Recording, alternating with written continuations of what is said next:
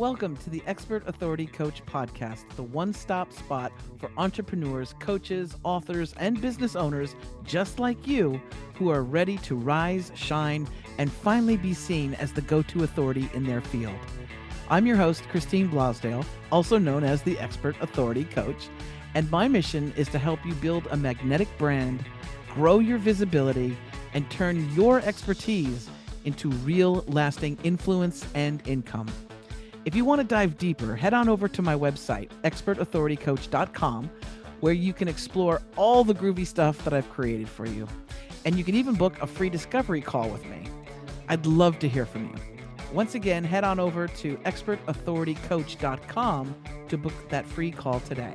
Alrighty, so let's jump into today's episode.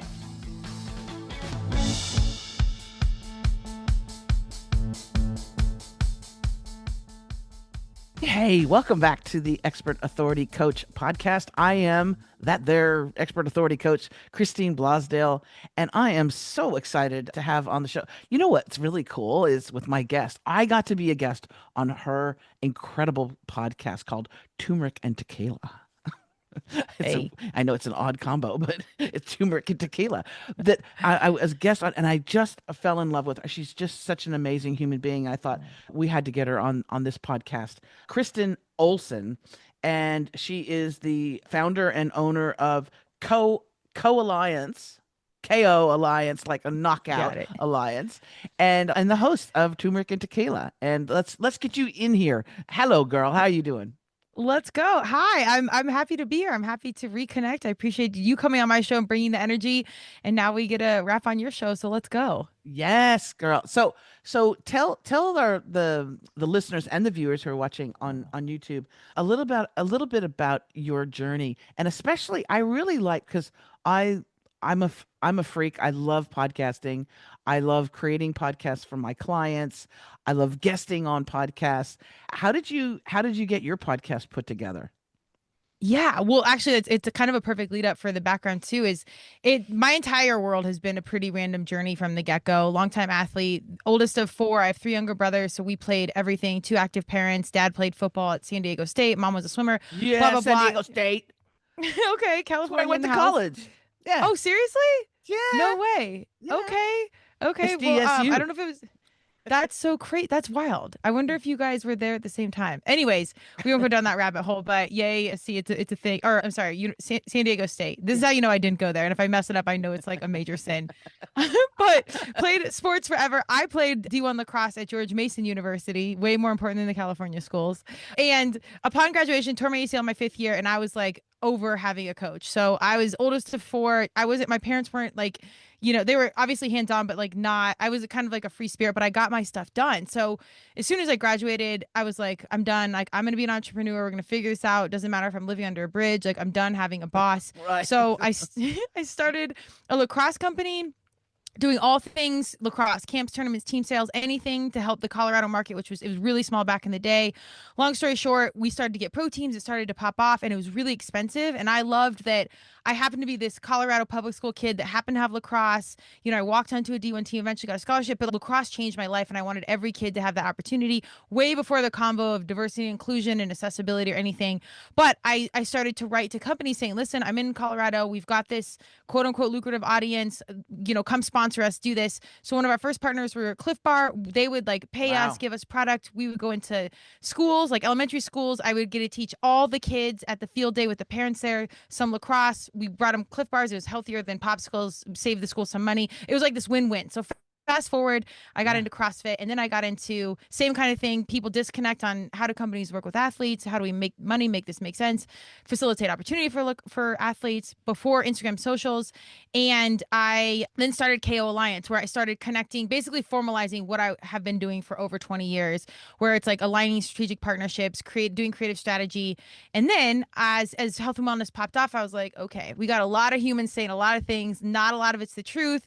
I was managing influencers on the cover of major women's health magazines. I knew they had disordered eating, and here I am promoting people that were not telling the truth, or not all of it, and it didn't sit on my soul. So that's when we started the podcast, Turmeric and Tequila, it's a juxtaposition of being all things. I love athletes. I love being healthy. I also love fun, and I can exist somewhere in between.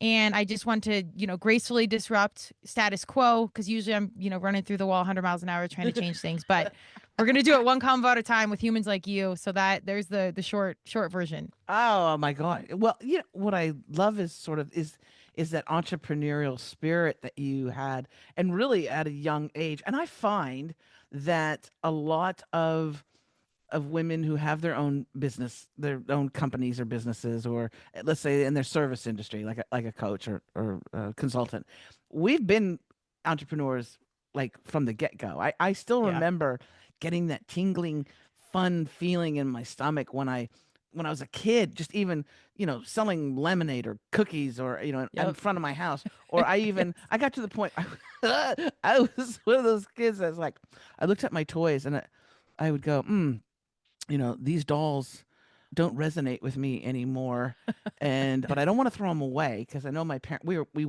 We were poor. Okay, we were poor, but I was like, I can't throw them away because somebody can enjoy them, and so I would go out into my front yard and put all my toys out there and sell them for like a dollar or whatever. I don't even know, 50 cents. Yeah. I think I even had the 50 cent sign thing, little signs. But Let's go. yeah, because I was also somebody that did not like to ask for money from Hmm. my parents, especially my dad. I Hmm. hated that. So I Hmm. would find ways to earn a little bit of change, candy money. Yeah. That's what it was back in the day. Heck yeah. It And starts comic early. books. Yeah, comic books and candy were the big thing. So you had this kind That's of hilarious. entrepreneurial spirit really at young as well, right? Oh yeah, big time. And then having that authority figure, like, it was just not my vibe, and it never has been. But I will say this, I was not the kid that was like getting into trouble and doing all things. Like, I got my work done. I was just hard for me to do it the way people wanted me to do it. And this stuff have had to unpack as an adult, where, it didn't fit my personality test and blah blah blah. Like, I'll do the work. Like, I have no problem with that. Like, I train all the Yeah. time. Like, I'm good with that. I just don't want to be told what to do or how to do it, but I'll give you the deliverable. You don't need to worry about that. So I wonder if your human design sign is like mine, a projector. Have you ever had your human design? What are you? Yeah, I haven't done it in a minute, but I was a generator. Oh, okay. So yeah, okay, Yeah. that makes sense actually. That totally makes sense. We're probably a little bit of cusp of a few things, but yeah, it was mostly generator if I remember correctly. Yeah, so you're creating the stuff too. You're like, Yeah. yeah, okay, I got you. I Yeah. I hear you, girl. Um, Yeah. now, one thing that before we hit record today, we're talking about the importance of in this episode. I really wanted to nut down and talk about self-worth.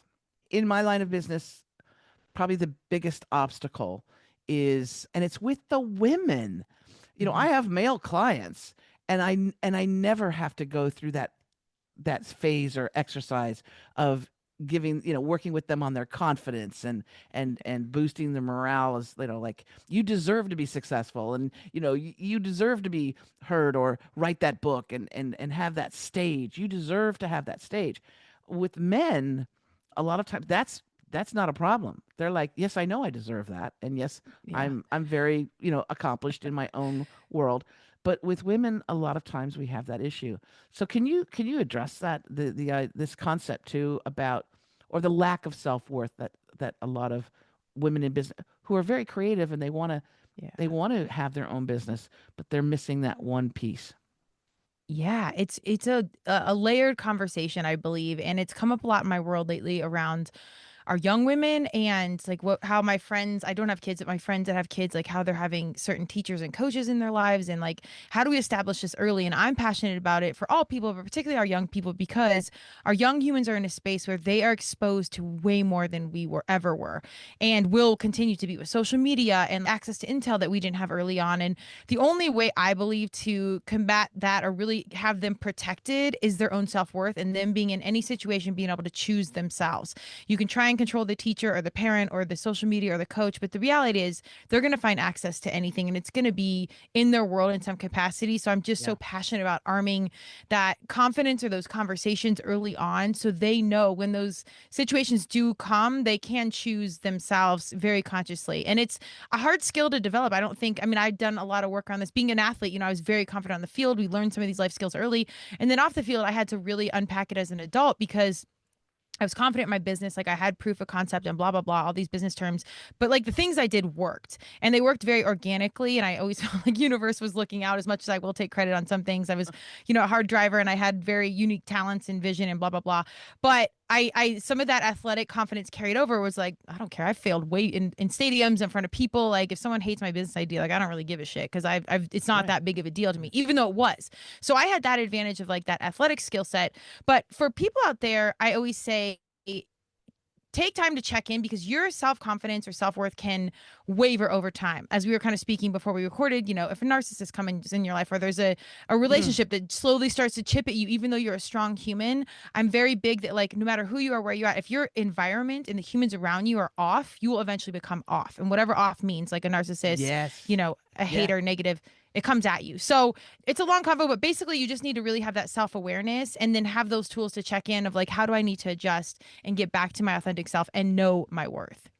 Oh, that's so powerful. Yeah, that is so powerful. And especially with our young people, today, when I was a kid growing up in the tweens and the teens and everything, there was already a lot of stress. God, I wouldn't go back to high school if you paid me $1 million Yeah, because same. it was like prison. I was Yeah. like, who's gonna shank me today? Right? Like, Yeah. I didn't fit in. And luckily, I found play production, theater. Okay. Thank God, I found those people. But today, with social media, and I saw our daughter. Our daughter's 19 now, and she's got Okay. a good, actually a good head on her shoulders with self-worth. But I didn't think she was going to make it through because, man, that 13, 14, 15, Hmm. and having to grow up so quickly, Yeah. but also that comparison model, being on, I mean, and on the phone. I thought the phone was completely attached to her hand Yeah. 24/7, right? Yeah. and and this idealistic, oh, I don't want to call it idealistic, but this vision of what young girls, women should look like and be was very skewed. It's very warped when it comes to Yeah. all that social media stuff. Can you address Absolutely. that, especially is the impact of social media and technology on kids Yeah. today? God, there's so many great stats and stuff that I would really, there's a few conversations that are worth like Googling and like getting into like the stats and like seeing the science behind the impact of it. And like Meta, Facebook and Instagram parent company is Zuckerberg just got fined with slapped with a big thing around mental health and like targeting children. And I mean, it's designed to be addictive. Like there's no question there. You don't need to read a bunch of Yeah. studies to understand that. And again, that's where I think parents can be like, get off social media or even us, like our business works around it. It's important. It's a piece of it. It's important for humans our age to be like, okay, that's enough. I've got to get off. Like, no scrolling, no this, do the business and get out. But again, I think it just goes back to that awareness of what am I doing? How is it making me feel? Am I really in touch? Is it making me feel bad? And is that bad version of those feelings authentic to me? And if you can get back to it Mm, comes from me looking at the phone and like reverse engineer it of like, okay, then we know what to do. Turn off the phone or get off it. I have many parents, our friends that are parents with their kids are just naturally getting off social media because they know it's not good for their mental health. But without the science, I think I was a varsity head coach for women's lacrosse for 10 years at a high school out here. And that's when I started KO Alliance was popping off and CrossFit, everyone's sexy and naked and protein shakes and all this. So I was like right. right in the heat of both sides. And when I saw how much my young humans, my girls were getting the reality off their phone, and here I am like moaning health and Oh, wellness. And I was like, I was very intentional who I worked with. Even Cliff Bar, I was like, God, are they healthy enough for my elementary schools? And at the time they were, but like, I could get into the details of how picky I want to be, and I am.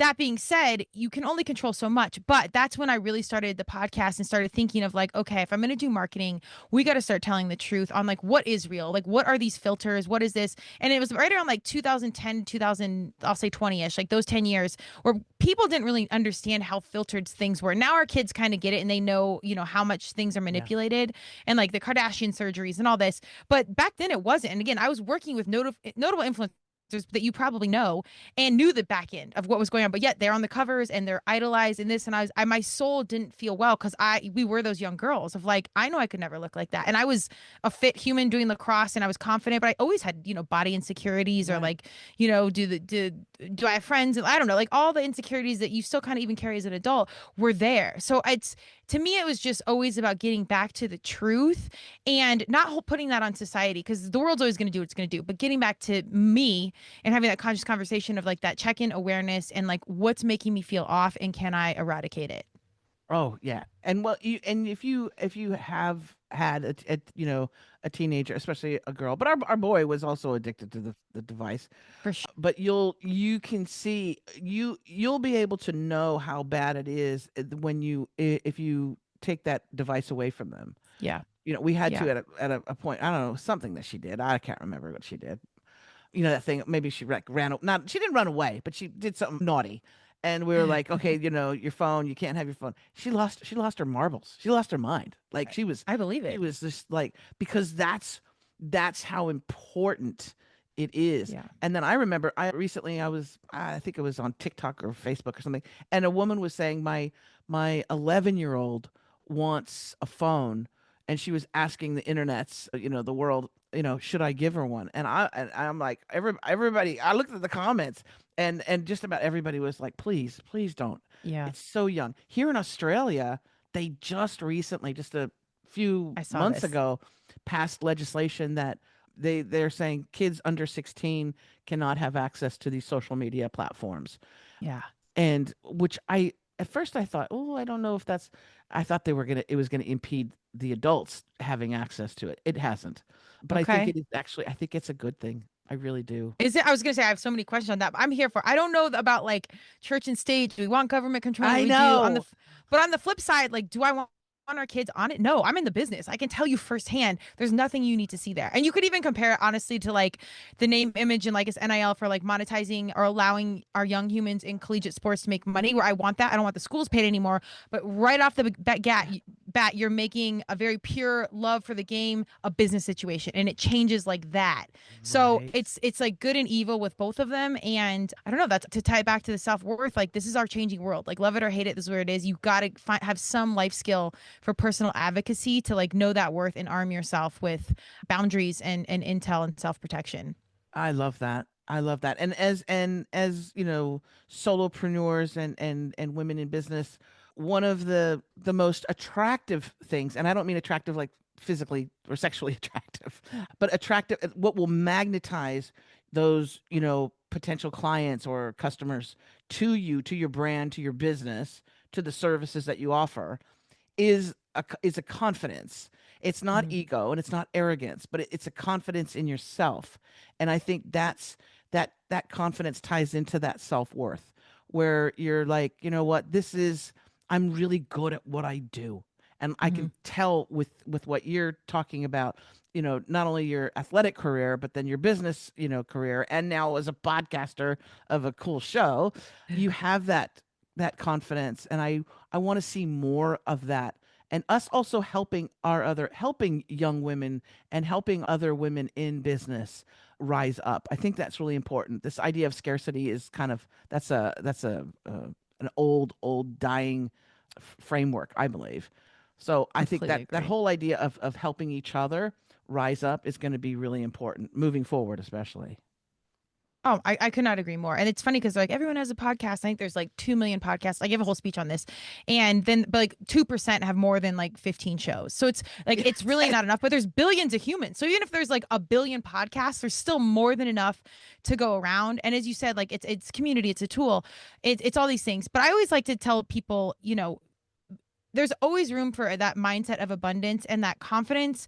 It doesn't need to come from like something inauthentic or you just doing it like you said, like being like from my marketing conversation and coaching is always like, listen, if it's your thing, you're going to do it. You got to be your number one ambassador. Like you got to bleed the brand, wear the shirt, Yeah. whatever it is. And for me, a lot of that came not from success and whatnot, it's from failure, just failing in front of people, losing Yes. games, losing businesses, like just so many reps to where like you just beat yourself up to where I'm like, I know it works because I've done the laps. Like I have the proof to show you of all the times I've lost, been run over, not picked, kicked out, whatever. But now you know. So I like people to lean into what I call like the real gold stars. Like if you've survived abuse or cancer or a D1 Yeah. sport or Yeah. whatever it is, like not the resume stuff, the real life stuff that you can lean into and be like, wait. I do have self-worth. I have done a lot of things, even if it's not on my LinkedIn resume. We've done a lot of shit. It really matters. I really think that's where that can come from. And that can provide some clarity to streamline the whole self-worth process. Absolutely, girl. You need to go on campuses and just fill those little Wow. auditoriums with all those kids. and just give them I would love a good, that actually. Let's just go. give them a good talking to. Yeah, no, I think that Yeah. you're right. And it's those, when you stumble, when you fall, those quote unquote failures, they're not failures at all. They're actually steps that you're going to Hmm. be taking in your, if I didn't do those things and make mistakes and all of that, that's how you learn. That's how you Yes. grow. You can't Yes. just go through the world of trying to be perfect because there's no such Right. thing. And people want that authenticity. That's the thing. We want real humans. So, oh, Yeah. And Kristen, you don't it's want a been leader that's Googled. Oh, sorry. I was saying you don't want a what? leader that's Googled how to be a good podcaster. You want someone that's like done the thing to actually lead the thing. So like, I just don't Yes. think people give themselves enough credit for all the laps they've actually run. Oh, but well, after listening to this, they will. I hope They so. will. Kristen, if people want to find out more about you, where do they go?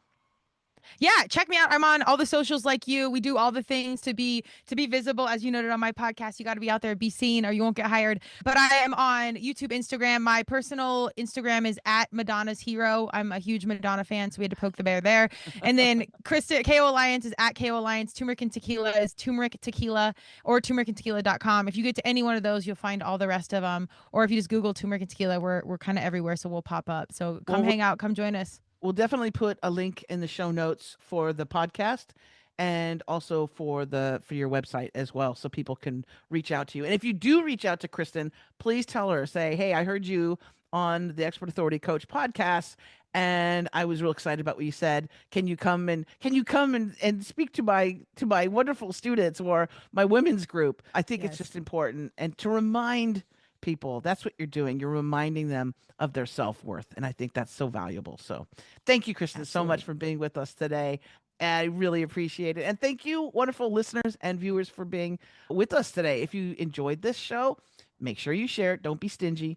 Make sure you share it. You can share it on your socials or send an email to someone. And if you want more information about this podcast, about the work that I do, you can go to expertauthoritycoach.com. And if you are someone who wants to, I don't know, figure out your own expert authority, you can take the quiz. You can get rated on your expert authorityness by going to expertauthorityquiz.com. It takes 2 seconds and you get a score. And don't worry, you don't fail or pass. It's not like anything like that. But they're questions that you should be asking yourself anyway. And the link to that will also be in the show notes. All right, until next time, keep getting out there, get seen, get heard, and then that way you can get hired. All right, take care, everybody. Thank you.